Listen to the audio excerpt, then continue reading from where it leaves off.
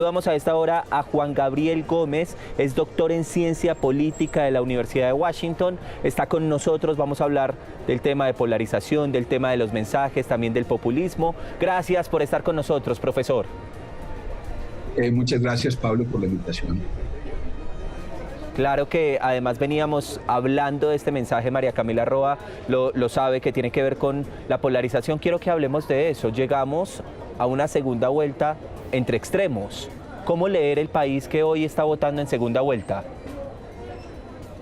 Este es un país que está dividido al nivel de los políticos, pero que cuando uno le pregunta a la gente dónde se ubica en la escala izquierda-derecha, por lo menos si uno consulta las estadísticas de la encuesta mundial de valores, se encuentra con que hay un porcentaje muy importante de la población, aproximadamente el 40%, que cuando le dicen usted en el eje izquierda-derecha donde se ubica, ese 40% tiende a ubicarse en el centro.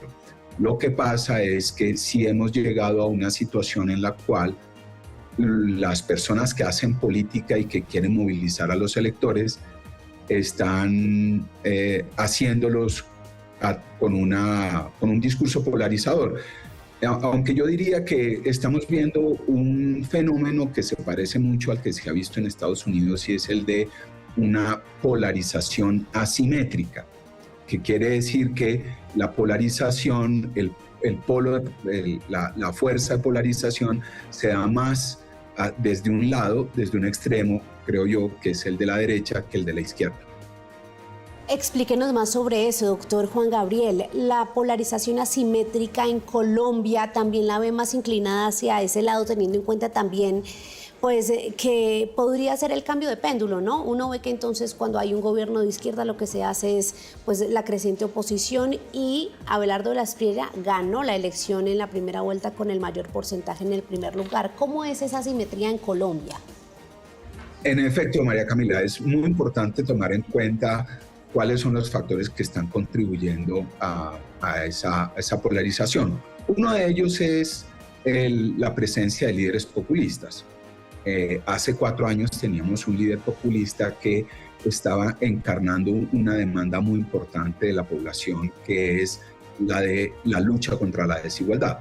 América Latina es un continente muy desigual, y en estas condiciones, líderes populistas que tienen una plataforma de lucha contra la desigualdad encuentran un conjunto muy importante en la población dispuestos a apoyarlos. Pero América Latina también tiene otra característica muy importante, y en esto Colombia no es la excepción. Al contrario, Colombia es uno de los países en los cuales la tasa de homicidios es de las más altas. Y entonces, ¿qué tenemos? Que así como hay populistas de izquierda, también hay populistas de derecha. Y usualmente el mensaje de los populistas de derecha es un mensaje que está concentrado en una propuesta de orden y seguridad. Lo hemos visto en el caso de El Salvador, con Nayib Bukele. En el caso de Javier Milei, la plataforma de él se concentró fundamentalmente en el tema económico. Pero en el caso de Brasil y en otros países hemos podido ver cómo la plataforma de líderes populistas de derecha se concentra en el tema de la seguridad, y cuando están criticando y cuestionando al gobierno de turno, entonces contribuyen con sus discursos a un aumento de la polarización política. Sí. Doctor Juan Gabriel, ¿cómo yo como elector sé cuando un candidato me está proponiendo una, valga la redundancia, propuesta real, o cuando es populismo? La primera cosa que tenemos que hacer como votantes es informarnos y conocer un poco acerca de la estructura del Estado colombiano y del gobierno. Por ejemplo, una propuesta como la de reducir en 40% el tamaño del Estado es una propuesta que varios estudiosos han encontrado que es irrealizable. ¿Por qué? Porque la constitución política y la legislación vigente establecen un marco que es bastante restrictivo en relación a cómo se organiza el gasto público. Entonces, un candidato que dice voy a acabar con o voy a reducir el Estado, tenemos un Estado que gasta mucho, esa es una propuesta populista en el sentido de que pues, es muy realizable y le corresponde a uno como votante informarse, y aquí los medios de comunicación tienen un papel muy importante, que es el de hacer análisis. Hemos tenido la atención copada durante mucho tiempo por el seguimiento a las encuestas, cuando en realidad deberíamos prestar más atención a las propuestas de los candidatos y al análisis de esas propuestas con el fin de tener una población, un conjunto de votantes más informado. Ese ha sido precisamente nuestro enfoque aquí en Noticias Caracol. Doctor Juan Gabriel, le quiero preguntar, porque esto es algo que es un secreto a voces, pero que yo creo vale la pena analizarlo aquí con una voz como la suya. Estos días se decía mucho que entonces si ganaba una campaña en específico iba a haber revuelo, que la gente se preparara, y generando esos llamados al pánico. Eso también hace parte de esa polarización asimétrica en la que vive la sociedad. Incluso vimos a gente de una campaña en específico, el doctor Carlos Carrillo y Gustavo Bolívar, advirtiendo que por el comportamiento de Abelardo de la Espriella se podía generar eso si él ganaba. Esos son mensajes realmente muy desafortunados. Hemos tenido una elección en la cual el presidente de la República ha pisoteado la Constitución. Eso es muy malo, eso es un mensaje funesto para la democracia. En general, todos los mensajes de amenaza, si no sale el resultado que yo estoy esperando, entonces aquí va a haber un estallido, aquí va a haber violencia, etcétera. Eso es un mensaje que en la Universidad Nacional, donde yo soy profesor, conversamos con mis estudiantes acerca de ese mensaje y acerca de lo funesto que es. Y es que hay unas reglas de juego, y esas reglas de juego hay que respetarlas. Uno puede tener muchas críticas a un candidato. No obstante, a pesar de esas críticas, si el proceso funciona como está funcionando. Yo he sido jurado electoral varias veces y puedo decirles que nuestro sistema electoral es un sistema muy robusto, que la posibilidad de que haya un fraude es extremadamente baja, y por lo tanto tenemos que confiar en los resultados electorales. Y ese lenguaje de incitación o de, incluso si no es incitación, sino una simple advertencia, yo creo que no le hace bien al país crear esta ansiedad en torno a la posibilidad de un desenlace violento si se produce uno u otro resultado.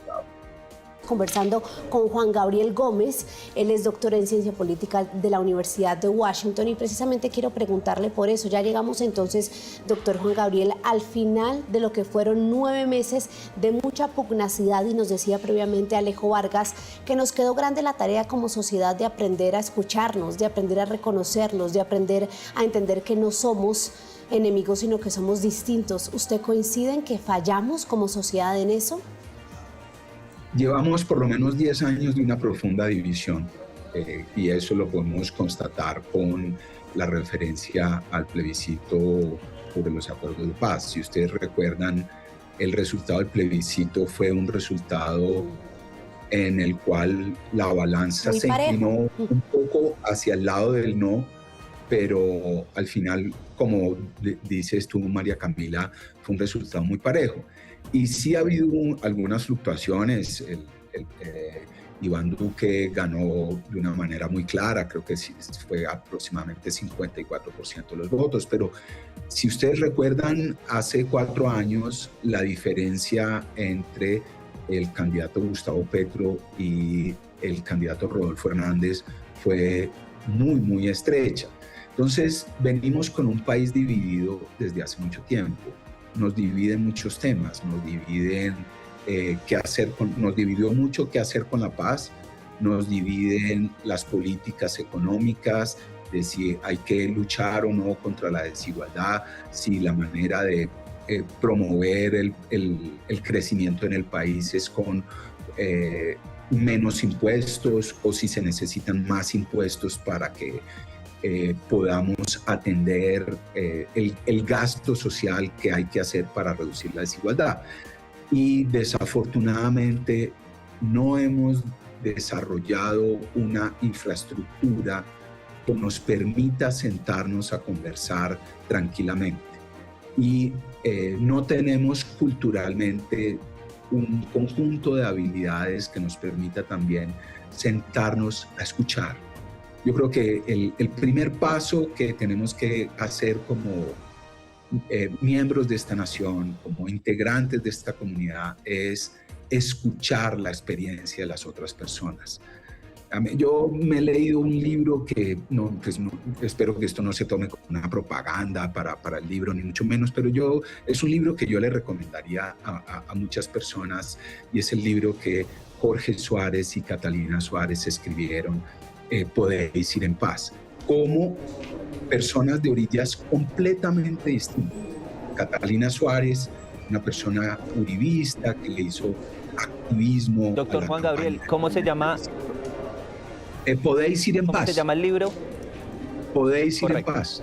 Correcto. Y entonces en ese libro, Catalina Suárez cuenta su experiencia como ella uribista, le hace campaña al no, y por el otro Jorge Suárez, hijo del mono Jojoy, una persona que a los 15 años, por temor a su vida, se tiene que ir para la guerrilla, está en la guerrilla, se dedica a tareas de alfabetización, tiene que presenciar la muerte de su papá.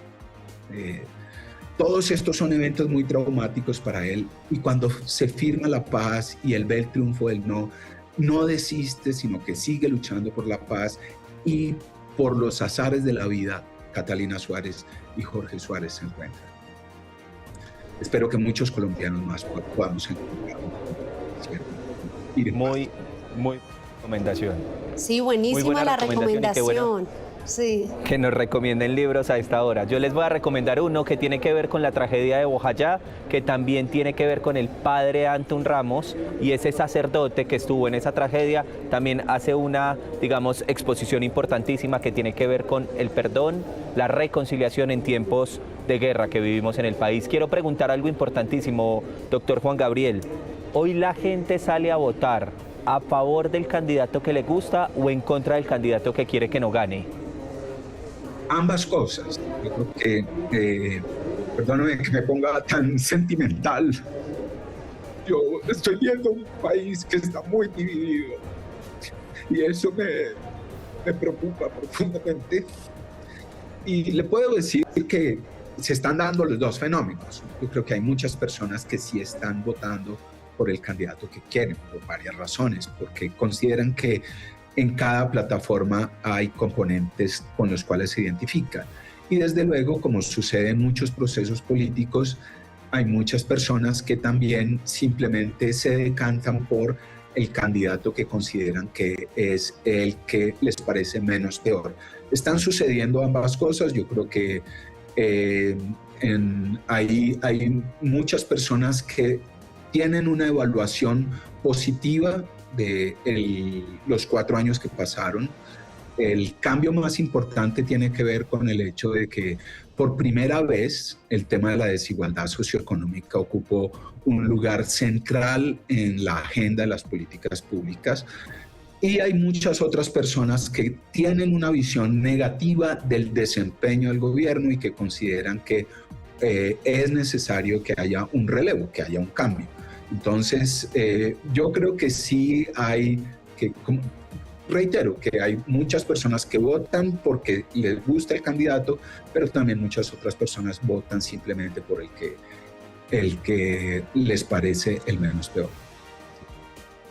Doctor Juan Gabriel, no se disculpe por ponerse sentimental, porque yo creo que somos muchos los que tenemos a Colombia aquí atravesada en el corazón y en la cabeza hoy, en la mente, pero más desde esa perspectiva. Hay mucha gente que mire, y quiero que usted nos ayude a analizar eso. Me está escribiendo mucha gente en este momento, Pablo, y yo sé que a usted le pasa igual, que no sabe por quién votar, porque precisamente no se siente representada en ninguna de estas dos opciones que han sido, y hay que decirlo, beligerantes la una con la otra. Mire nada más usted los discursos de los dos candidatos en lo que fue el resultado de hace 20 días. Entonces, ¿qué mensaje darle a esa gente que pues ve el resultado que fue democrático, pero no se siente a gusto con ninguna de las dos opciones y pues que no quisiera de cierta manera marcar en blanco porque no tiene peso el voto en blanco en esta elección. Es cierto que el voto en blanco no tiene el mismo efecto que tiene en primera vuelta. Sigue siendo una expresión legítima. Yo no voy a votar en blanco, pero quiero dar un mensaje muy claro y quiero invitar a todas las personas que me están viendo a ser respetuosas con aquellas personas que escogieron votar en blanco. Ese es el primer mensaje. Y el segundo mensaje es, yo ya tomé mi posición. Yo considero que la lucha contra la desigualdad es una tarea muy importante en Colombia, una tarea aplazada, una tarea que demanda muchos esfuerzos. Creo que votar por un candidato que habla del diálogo es también muy importante, pero no quiero con eso invalidar la decisión que otras personas quieran tomar. Hay personas que tienen una percepción bastante negativa del desempeño de este gobierno y que consideran que debe haber un cambio. Entonces yo invito a las personas que me están viendo a que hagan un balance de qué consideran más importante. Por supuesto, la lucha contra la desigualdad no es lo único. Es muy importante también la lucha contra la inseguridad.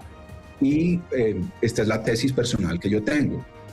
No vamos a poder resolver ninguno de los problemas que tenemos en Colombia, no vamos a poder enfrentar ninguno de los grandes desafíos que tenemos en Colombia, inseguridad, desigualdad, la lucha contra el cambio climático, si tenemos corrupción. Necesitamos luchar contra la corrupción y entonces ese componente también debería entrar en el proceso de toma de decisiones.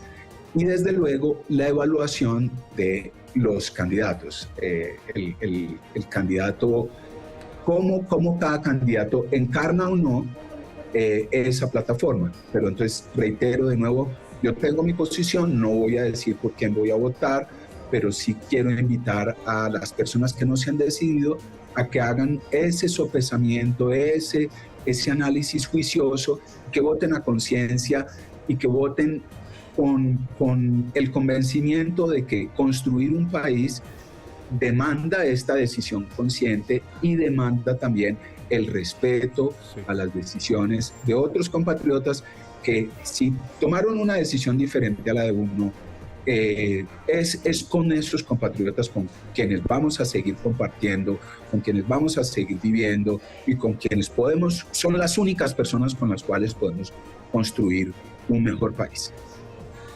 Muy bien, el profesor de la Universidad Nacional, Juan Gabriel Gómez, es doctor en Ciencia Política de la Universidad de Washington. Una charla muy amena, muy agradable en medio de estos tiempos tan convulsos. Gracias, profesor Juan Gabriel.